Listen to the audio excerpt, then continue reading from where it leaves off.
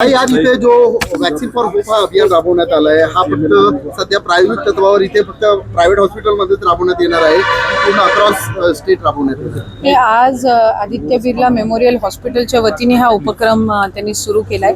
याआधी सुद्धा जवळपास 45,000 पेक्षा अधिक मुलींपर्यंत त्यांनी हे वॅक्सिन पोहोचवलेलं आहे.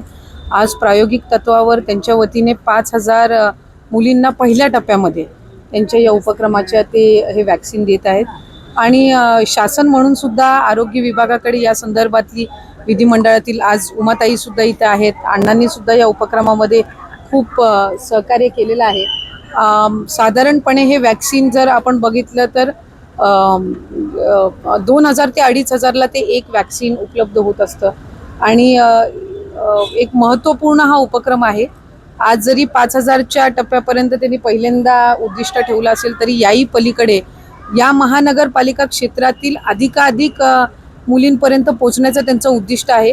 त्याच्यामुळे एकदा हे 5,000 झाले की आणखीन पुढचे 5,000 अशा पद्धतीनं त्यांनी हे उद्दिष्ट ठेवलेलं आहे. त्यामुळे मला असं वाटतं की एक अतिशय महत्त्वपूर्ण उपक्रमाच्या निमित्ताने आज आम्हाला सगळ्यांना सहभागी होता आलं, याचा एक विशेष आनंद आहे.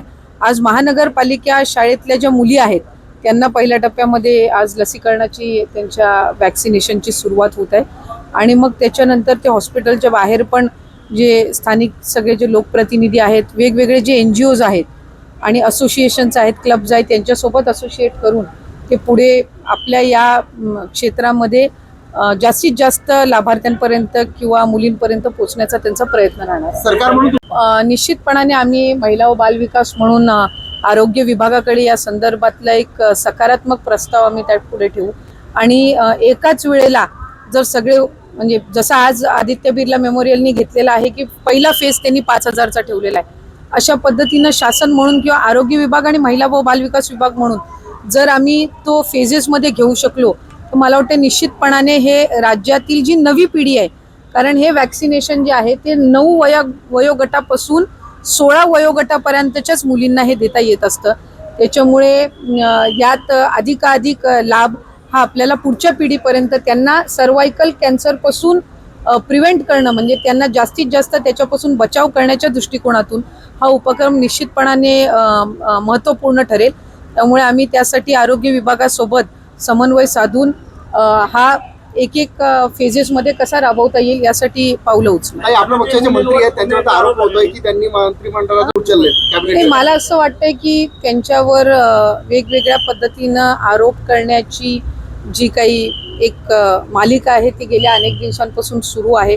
त्या संदर्भातली एक चौकशी सुद्धा राज्याचे मुख्यमंत्री देवेंद्रजी फडणवीस साहेब असतील, आमचं नेतृत्व उपमुख्यमंत्री अजितदादा आहेत, हे सुद्धा त्या संदर्भातली जी काही योग्य ती तपासणी फेर तपासणी चौकशी आहेत ते करतायत. त्याच्यामुळे आरोप झाले म्हणजे ते सिद्धच झाले अशातला काही भाग नाही. एखादा मंत्री ज्या वेळेला महायुतीच्या सरकारमध्ये किंवा कुठल्याही सरकारमध्ये असतात त्यांच्यावर आरोप प्रत्यारोप होतच असतात, पण साधारणपणे त्याची पूर्णपणाने चौकशी करूनच त्या संदर्भातला जो योग्य तो निर्णय ते राज्याचे मुख्यमंत्री फडणवीस साहेब आणि उपमुख्यमंत्री अजितदादा निश्चितपणाने घेतील. पण रुटीन प्रॅक्टिस मध्ये असं होतं का की कॅबिनेटचा ठराव मंजूर न करता एखादा मंत्री 500-200 कोटी रुपये उचलू शकतो? कारण की जे ज्येष्ठ सामाजिक कार्यकर्ते आहेत पुण्यातील विजय कुमार त्यांनी देखील आरोप केलाय की एम्ब्युलन्स खरेदी घोटाळ्यामध्ये पण असंच पैसे उचलण्यात आले. तर पण ॲम्ब्युलन्स आणि कृषी विभागाचा काही संबंध नाहीये. नाही, पण ह्या प्रकारे होतंय की एक आहे की या संदर्भातलं एक तर त्यांनी काय आरोप केलेले आहेत किंवा काय त्यांच्याकडे त्या संदर्भातली कागदपत्र आहेत ही मी खरं तर पाहिलेली नाही आहेत. त्याच्यामुळे त्यांनी त्या संदर्भात मी अधिक काही टिप्पणी करू इच्छित नाही. पण मला असं वाटतं की जे काही त्यांनी आरोप केलेले असतील त्याच्यात जी काही त्यांनी निवेदनं वगैरे दिलेली असतील त्या पद्धतीची योग्य तपासणी आहे ती राज्याचे मुख्यमंत्री त्या संदर्भातला निर्णय हे घेतील. आणि कुठलाही विभाग काम करत असताना साधारणपणे जे काही नियम आहेत, जे काही निकष आहेत, जे काही प्रोटोकॉल्स आहेत त्या सगळ्या गोष्टी बघूनच एखादा विभाग त्यामध्ये जी काही पुढची कारवाई असेल किंवा जे काही प्रोसिजर असतील ते करत असतात. त्यामुळे जे काही आरोप प्रत्यारोप होत आहेत किंवा जे काही त्यांनी निवेदन दिलेलं आहे त्याची नक्कीच एक पूर्ण तपासणी ही त्या संदर्भातली करूनच त्याच्यातला योग्य निर्णय राज्याचे मुख्य आणि प्रमुख घेतील. मंत्रिपदाचा मुद्दा आहे तो आहे अजूनही आमचे तिन्ही नेतृत्व आहेत महायुतीचे, आदरणीय फडणवीस साहेब मुख्यमंत्री, उपमुख्यमंत्री शिंदे साहेब आणि आमचं नेतृत्व उपमुख्यमंत्री अजितदादा हे रायगड असेल नाशिक असेल त्या संदर्भातला योग्य तो निर्णय घेतील. आम्ही जिल्ह्याचा जो आराखडा अर्थमंत्री म्हणून, कारण ज्या बजेटचं सादरीकरण बजेटचं जे अधिवेशन आहे ते आता 3 तारखेपासूनच सुरू होणार आहे, त्यामुळे त्या संदर्भातली जी बैठक असते अर्थमंत्र्यांकडे जिल्ह्याच्या वतीने जी होते ती त्या ठिकाणी पार पडलेली आहे. राज्याचा जो अर्थाचा म्हणजे जे काही निधीचं ज्या संदर्भातली जी मागणी आहे किंवा आराखडा आहे तो त्या ठिकाणी शासनापर्यंत सादर झालेला आहे. त्यामुळे एका बाजूला हे सगळं कामकाज सुरू आहे. पालकमंत्री पदाचा जो योग्य तो निर्णय आहे तेही राज्याचे मुख्यमंत्री लवकरच घेतील. एक कसं आहे, शेवटी आम्ही महायुतीमध्ये आहोत, एकमेकांचे आम्ही सहकारी पक्ष आहोत, आम्हाला पुढेही एकमेकांसोबत काम करायचं आहे आणि त्या दृष्टिकोनातून जर काही मतमतांतर असतील तर ते आमचे तिन्ही नेतृत्व त्या ठिकाणी सोडवतील आणि त्या संदर्भातला निर्णय घेतील. काही वेळेला अशा निर्णय घेण्यामध्ये थोडा विलंब होत असतो, पण एखादी चांगला ज्या वेळेला योग्य त्या जिल्ह्यासाठी किंवा महायुतीच्या दृष्टिकोनातून निर्णय घ्यायचा असेल तर त्यावेळेला थोडासा कालावधी जरी लागला तरी मला असं वाटतं की जिल्ह्याचं कुठंही नुकसान न होऊ देता, आर्थिक नुकसान न होऊ देता, त्याच्या विकासात्मक दृष्टीने नुकसान न होऊ देता एका बाजूला तिघही आमचे नेतृत्व त्याच्यामध्ये लक्ष ठेवून आहेत आणि ते लवकरच त्या संदर्भातला निर्णय घेतील. गोगावलेंनी खरं तर आक्षेप घेतला होता आपल्या पालकमंत्री पदावरती, त्यानंतर आपलं पालकमंत्री पद स्थगित करण्यात आलं. मात्र आता कुठेतरी ह्याच्यावरचा जो गोगावलेंचा जो आपल्यावरचा आरोप आहे किंवा गोगावलेंचं जे म्हणणं आहे ते थांबून कुठेतरी लवकरात लवकर हा संपेल. त्याने मी म्हटलं ना की राज्याचे आमचे तिन्ही नेतृत्व आहेत, फडणवीस साहेब, अजितदादा, एकनाथजी शिंदे साहेब यांच्या नेतृत्वाखाली आम्ही काम करतो आणि हे तिघं मिळून जे निर्णय घेतील ते आम्ही सर्वच त्या ठिकाणी मान्य करू आणि आम्हाला जिल्ह्याला आणि राज्याला पुढे न्यायचंय आणि पालकमंत्री पद हा त्याच्यातला फक्त एक घटक आहे, ही काही सर्वस्व नाही. त्याच्यामुळे जो निर्णय ते घेतील आणि त्या पद्धतीनं आम्ही जिल्ह्यासाठी, भरतशेठ असतील काय, मी असेल काय, महायुतीचे सर्व आमचे आमदार असतील काय, आम्ही आमचा जिल्हा आणि राज्य पुढे नेण्याच्या दृष्टिकोनातून काम करत आहोत. शाळा मान्यतेचा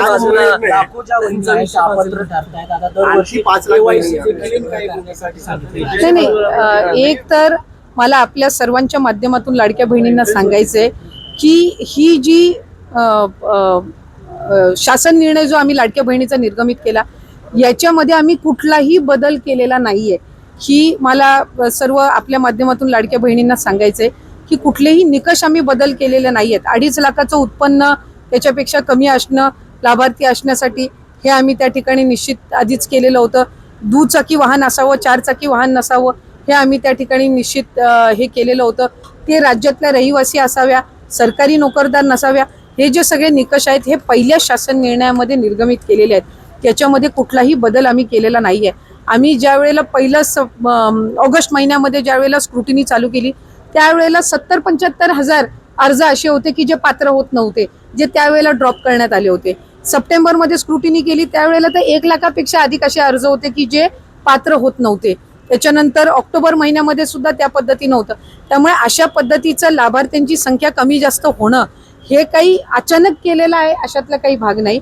आणि निकषांमध्ये काही तक्रारी ज्या ऑक्टोबर, नोव्हेंबर, डिसेंबर महिन्यामध्ये ज्या प्राप्त झालेल्या आहेत, जे एका ह्याच्यावरून 2-2, 3-3 वेळा लाभ घेत आहेत अकाउंट्समधनं किंवा ज्यांच्यात 4 चाकी वाहनं आहेत पण तरी सुद्धा ते अशा जे काही कंप्लेंट बेस्ड आहेत त्या संदर्भातली चौकशी करून त्यांचा आधीचा कुठलाही लाभ आम्ही त्यांच्या अकाउंटमधून परत घेतलेला नाही. अशा पद्धतीचा कुठला निर्णय झालेला नाही. फक्त क्रॉस व्हेरिफिकेशनमध्ये जे पात्र ठरत नाहीयेत त्यांना त्या महिन्यापासूनचा लाभ हा बंद करण्याच्या दृष्टिकोनातून आम्ही त्या ठिकाणी ही पावलं उचललेली आहेत.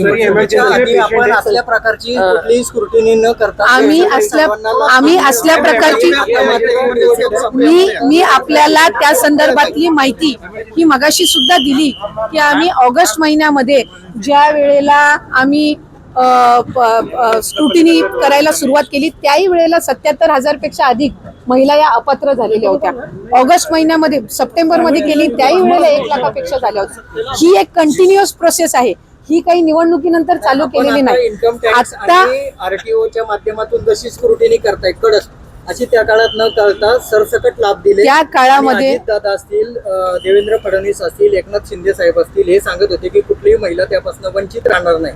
प्रत्यक्षात आता मात्र सरकार स्क्रुटिनी आणि जास्तीत जास्त महिला, मला असं वाटतंय की काही विरोधक आणि काही माध्यम अशा पद्धतीचा अपप्रचार करत आहेत. या आधी सुद्धा 2-2.5 लाखापेक्षा अधिक महिला ज्या निकषामध्ये बसत नव्हत्या त्या अपात्र झालेल्या आहेत. पण त्यावेळेला त्या संदर्भातली दुर्दैवानी माहिती ही त्या ठिकाणी माध्यमांकडून दिली गेली नाही. आता ती योजना यशस्वी झाल्यानंतर या संदर्भातला एक अपप्रचार केला जातोय की आत्ताच ही स्क्रुटिनी चालू केली आहे. ऑक्टोबरमध्ये पण झालेली आहे, डिसेंबरमध्ये पण झालेली आहे.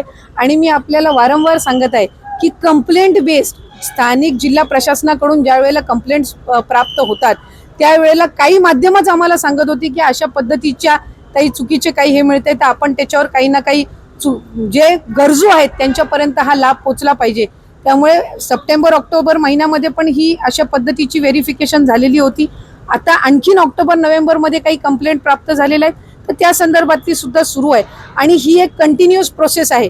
ही जानेवारी महिन्यामध्ये, फेब्रुवारी महिन्यामध्ये जसे जसे रजिस्ट्रेशनच्या चौकशा होत जातील त्या पद्धतीने ही होणार आहे. आणि आम्ही कुठल्याही गरजू महिला आणि जी पात्र आहे योजनेसाठी तिला आम्ही कधीही लाभापासून महायुतीचं सरकार वंचित ठेवणार नाही. थँक्यू.